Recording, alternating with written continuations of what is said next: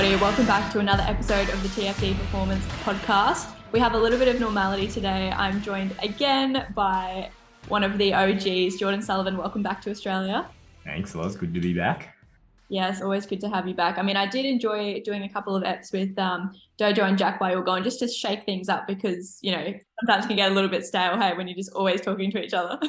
I think what I want to do in the future, and if you're listening to this and you guys want to do this, is I want to do segments. I think everyone has like a very unique tone. And if you guys are listening to this on the YouTubers definitely pick up on this way more than our crowd on Spotify and Apple Music and everything else. They definitely everyone has like a certain audience that they're talking to on YouTube. So I think we should definitely segment it up and do certain segments with Loz, Dojo, and Jack. Yeah, no, that sounds good. I think, keen for anything. And I suppose new year, new system coming up. But anyway, let's focus on what we're going to be talking about today. So what we're going to be talking about today, just a brief episode talking about calories, pretty much what a calorie is and calorie counting, because I know you probably get so many questions every week, Jordi, on your Q&A, how many calories should I be having? I'm a 5-foot person, weigh this many pounds, train this many times a week. What are my calories? As if you're a computer and you can just give them a magic number. But I think today we'll just kind of step through that process and also highlight how, yes, of course, calories are there for a reason, but also it's not as kind of finicky as it needs to be, and also just all the different factors that can determine someone's energy requirements. Yeah, people get really caught up when they talk about calories, like as if it's this hard and fast gospel truth. And if you don't get the exact number right down to the decimal point, that the system or whatever you're trying to achieve is just absolutely going to implode. And it's not the case. And I think the more people you talk to that have really, really in-depth understanding of nutrition science, I'm not saying the less important calories are. Calories are always important. You can't be one of those people that denies calories or be a calorie denier. That's denying the laws of thermodynamics and how our universe is governed. So you can't do that. Calories absolutely exist. Like the food we eat absolutely contain calories. Our body absolutely needs calories to function and to live. But like we're going to talk about today, we're going to go through why it's such murky waters when you go swimming in there. Like, why is it so hard just to get a number to figure it out? And really, what can you do? And what does it make it?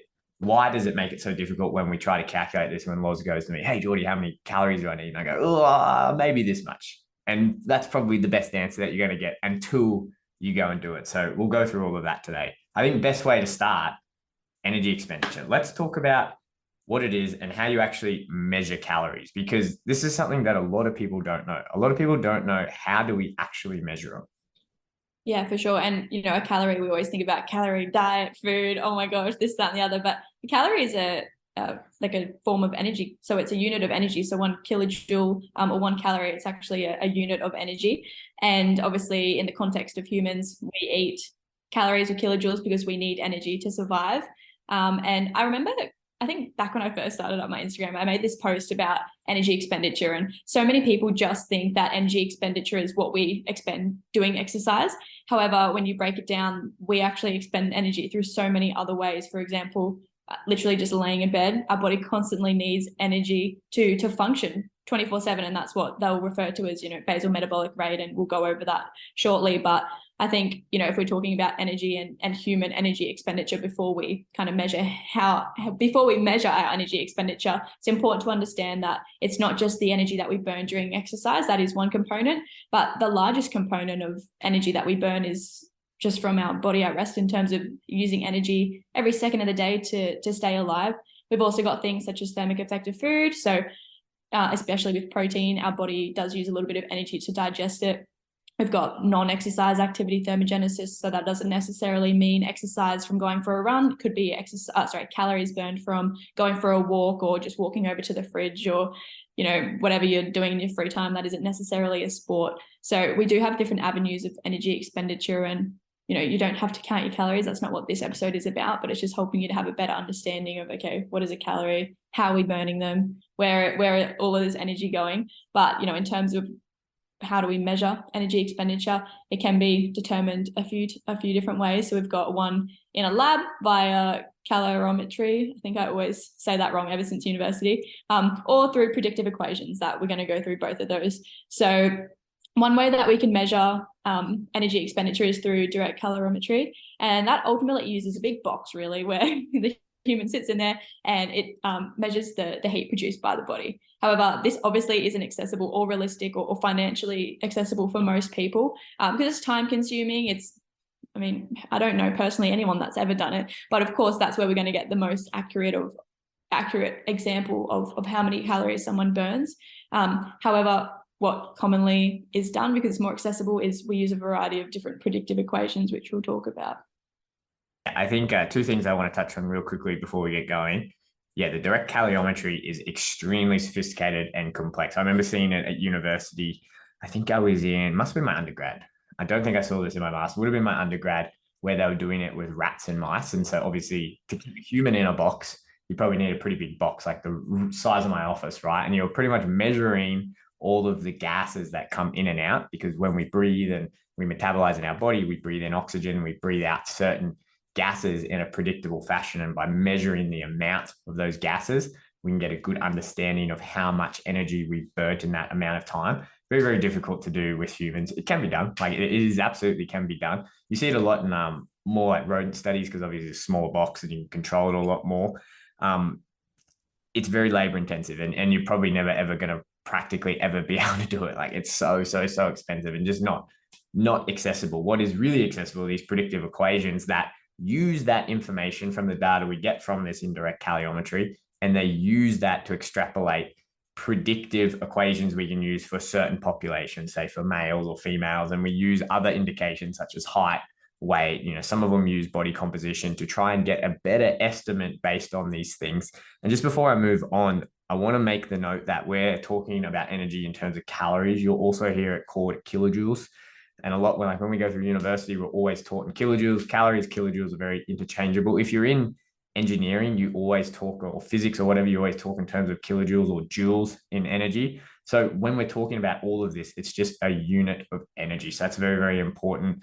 And we can talk about, we don't need specific numbers, but 1 calorie is equal to 4 kilojoules of energy. So if you ever hear this or you hear them being used interchangeably, they are the same thing. We're talking about the same use. It's just different language that we're using. So let's go through it. I think it's important to talk about these predictive equations, because my clients, mostly when we talk about it, most of them have heard about predictive equations. I don't know about you, Loz, but most of them have a kind of a good idea. Like, oh yeah, there was this equation. I put it into Google and I kind of just put my height and weight and something popped out.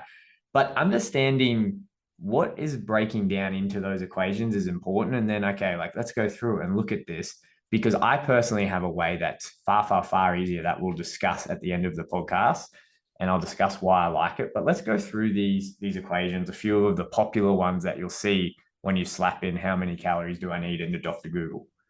Yeah, no, that's a good thing to cover. And I think, yeah, depending on also how you're getting that number, you might go onto a website and it doesn't even give you the equation. You just enter your age, height, weight, whatever, and it just spits out a number. So you don't even know what equation they're putting it through. However, if you do have the awareness, or after listening to this, you have the awareness of what different equations are out there, it might help you to better pick a calorie calculator that you want to use online. But yeah, there are quite a few out there. We've just picked a couple of the most common ones to talk about today. So one of the first ones is called the Harris-Benedict equation, and ultimately it's one of the most widely used predictive equations to estimate someone's basal metabolic rate.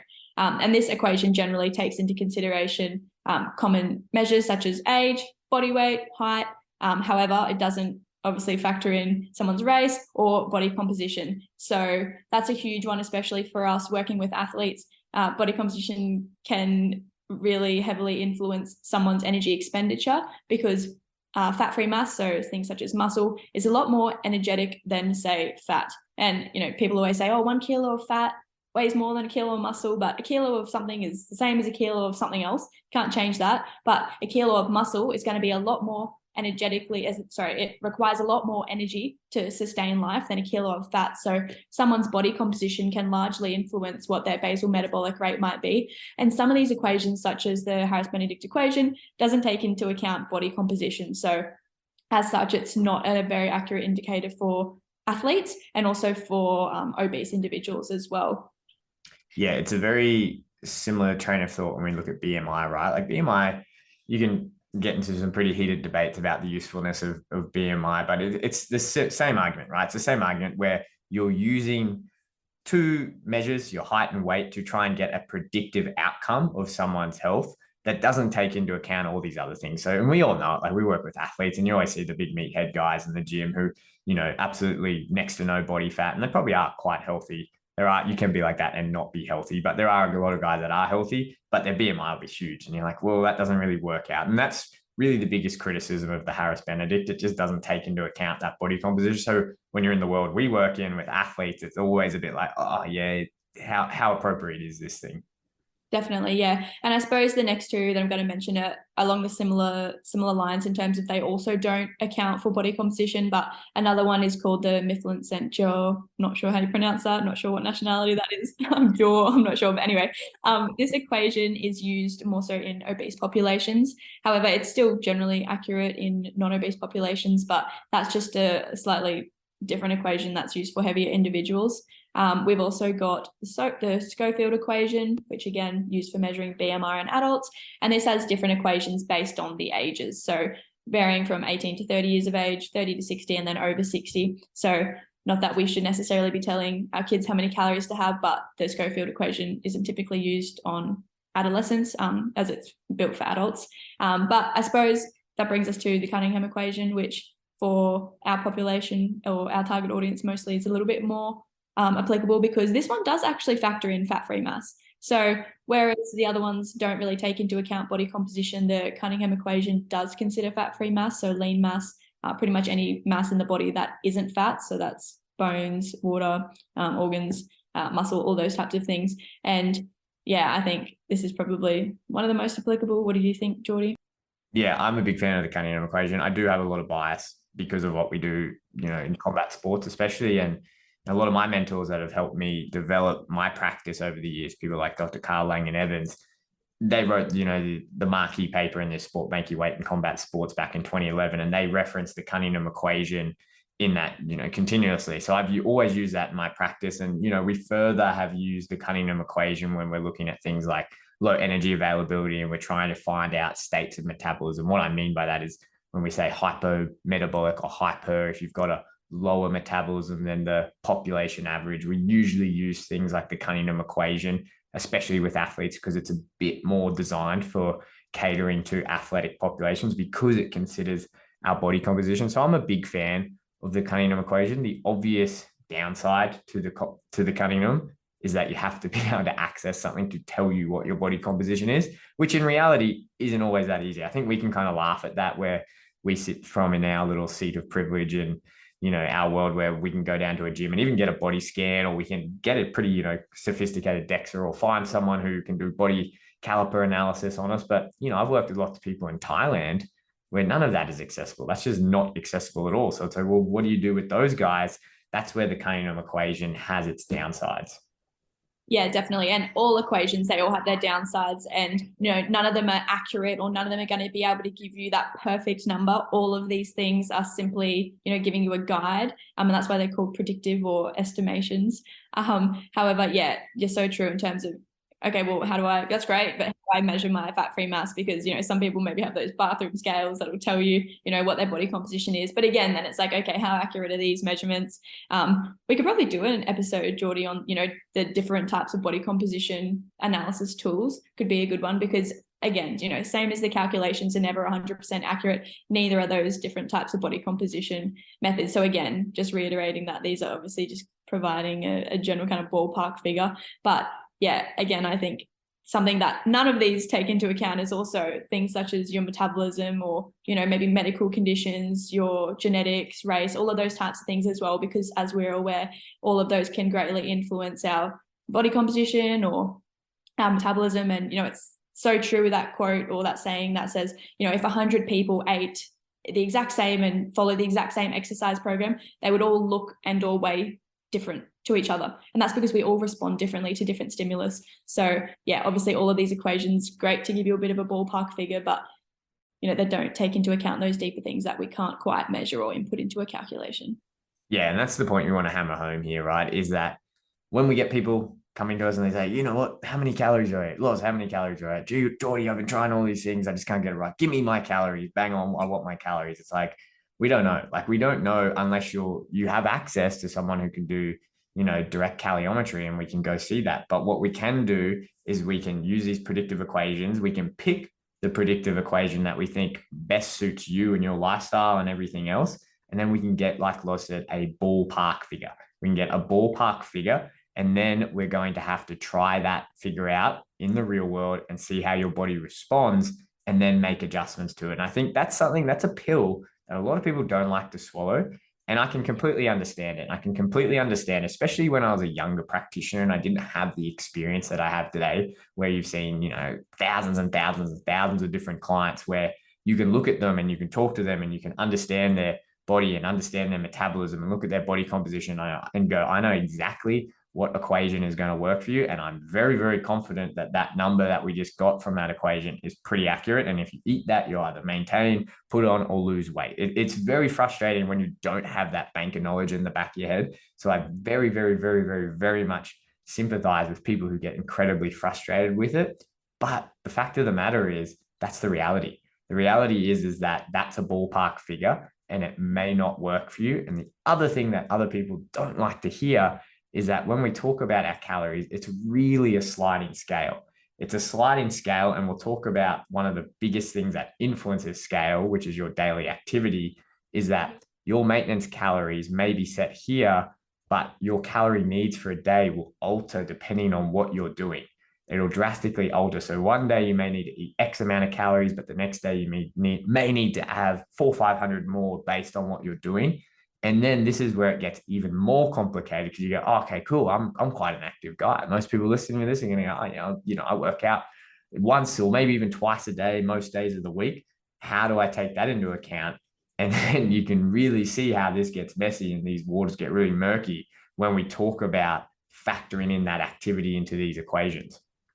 Definitely. And I think, as I mentioned at the start, our basal metabolic rate takes up the largest chunk of our daily energy expenditure, but our exercise and our activity levels is probably the most variable day to day in terms of how much energy we're expending. So I think just to give everyone an idea listening, we should step through what maybe a physical activity factor would be. So obviously we've stepped through a couple of those equations and explained that this is what's going to give you a ballpark figure as to what your resting metabolic rate or your resting kind of maintenance calories would be. But for most people, largely everyone listening to this, they're going to exercise. So this is where we need to then incorporate a physical activity factor. So this is where our basal metabolic rate, whatever number we've gotten, say it's 1,000, just purely because it's an easy number, you're then going to go and multiply that by a factor to try and kind of account for that exercise that you're doing. So this is a table that I pulled from a journal article that described obviously predictive equations and then also the physical activity factor. So we go from very light to heavy.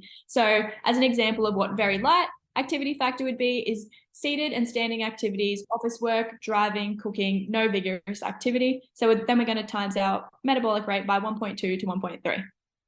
Next, we've got low active. So in addition to the activities of a sedentary lifestyle, 30 minutes of moderate activity equivalent to walking 3 kilometers in 30 minutes. Most office workers with additional planned exercise routines is about 1.5 to 1.6.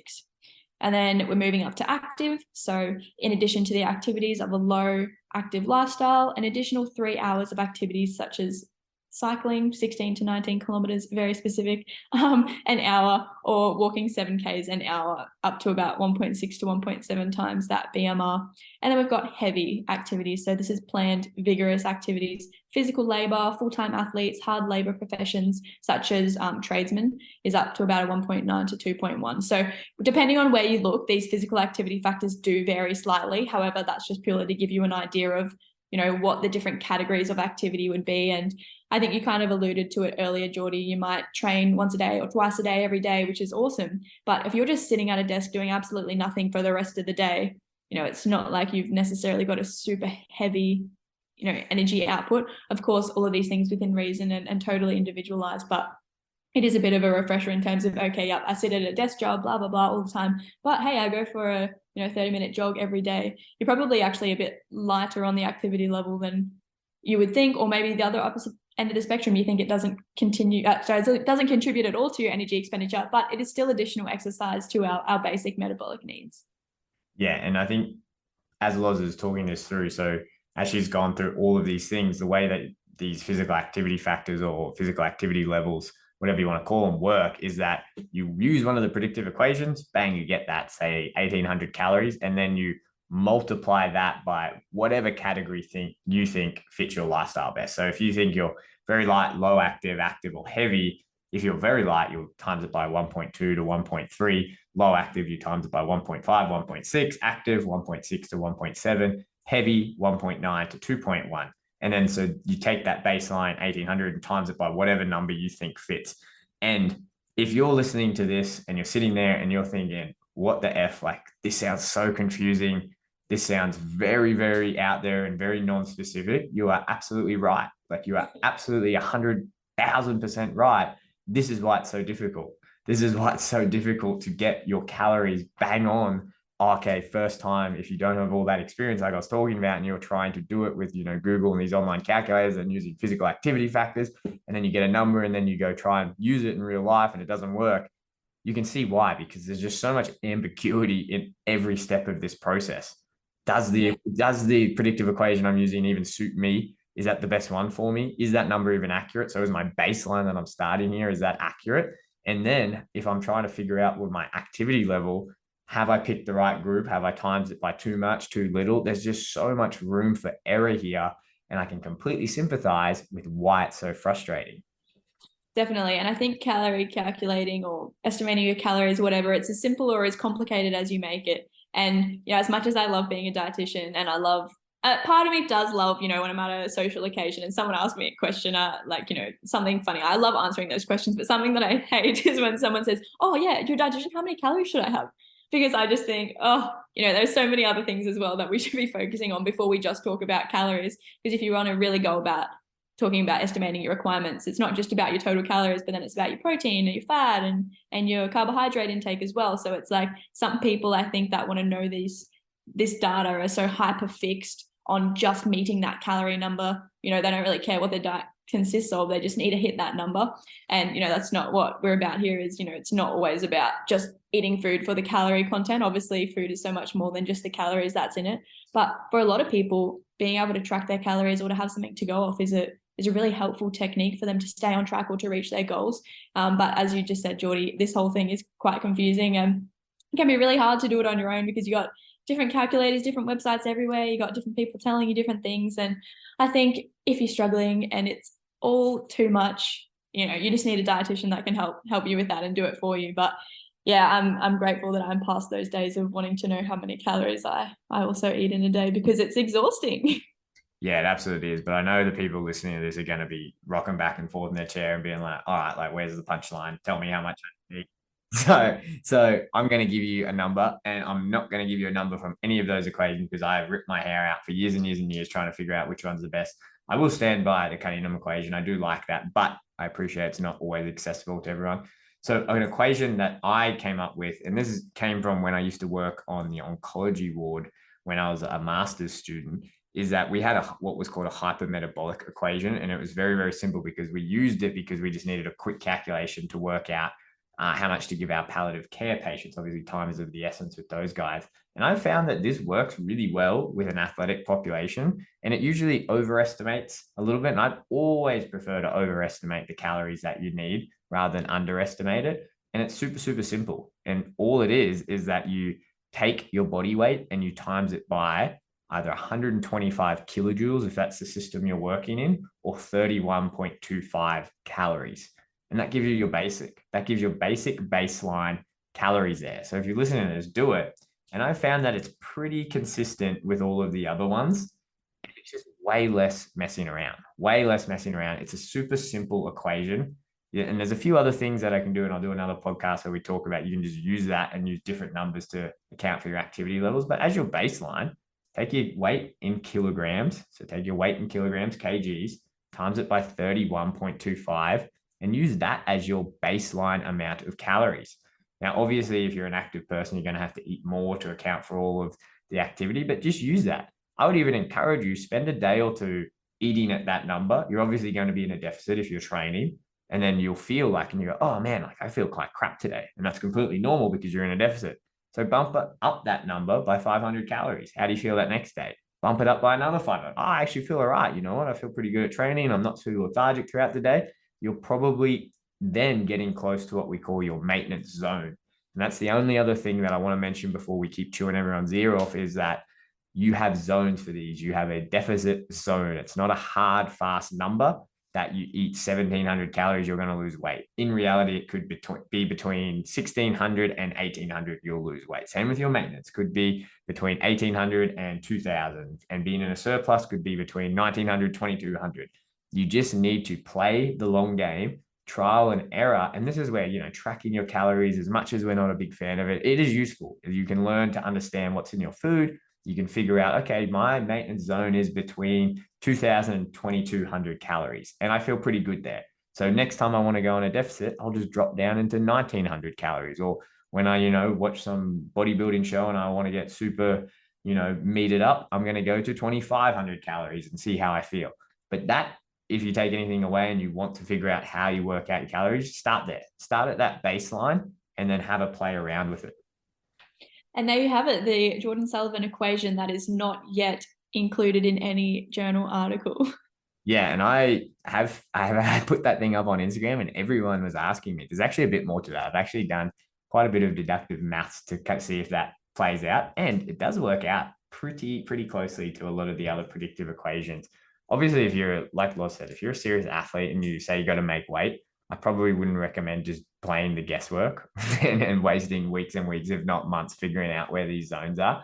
But if you're just an everyday person like me and Loz and you're just chilling out and you've got the time and you've got the means to play around with this, then absolutely do it.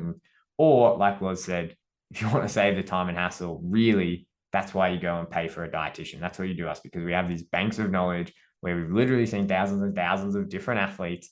And we'll probably know just by looking at you and talking to you how many calories you need before we even do any of these maths. So it just saves you a whole lot of time and money. Absolutely. Yeah. So either you're going to listen to this and think, okay, I do need a dietitian, or I never need a dietitian again. Yeah. And you know what? Some people can absolutely nail this. Like, I've had clients come in and they're just like, hey, I think I need this many calories. I've worked out this. And then I'll just turn around to them and say, yeah, you're right. They go, what? And then like Loz said, then there's a whole lot more to it when we talk about diet quality. But I'm going to call it there, because that is a very good one in a nutshell. You guys now understand what a calorie is, interchangeable with kilojoules. You understand the different types of calorie equations, what you can do with the physical activity levels and how you can multiply your baseline to get a good gauge. And more importantly, you understand that it's just extremely confusing. There's so much room for error in this. There's so much ambiguity when it comes into it. And the best way to do it is to keep it simple, put it into practice in the real world, and then adjust depending on your goals. Great summary. No, thanks for the chat, Jordi. And for anyone listening that maybe has some more questions, you know where to find us on socials, Spotify, YouTube, Facebook, everywhere. Send us a message and we'll speak to you next time. And there it is, another episode of the TFD Performance Podcast. If you like this episode and you enjoy our content, then you will absolutely love our new TFD Performance Hub. Our first course on the hub is the Performance Nutrition for BJJ course, which is perfect for grapplers looking to master their nutrition. And if you follow the link in the description, you can even snag 40% off that course. This podcast will be available through the podcast app, iTunes, Spotify, and YouTube. And if you follow along our socials at @the_fight_dietitian, you can see all of the best bits from our podcast episodes. Thanks for listening in, and I'll see you guys for the next episode of the TFD Performance Podcast.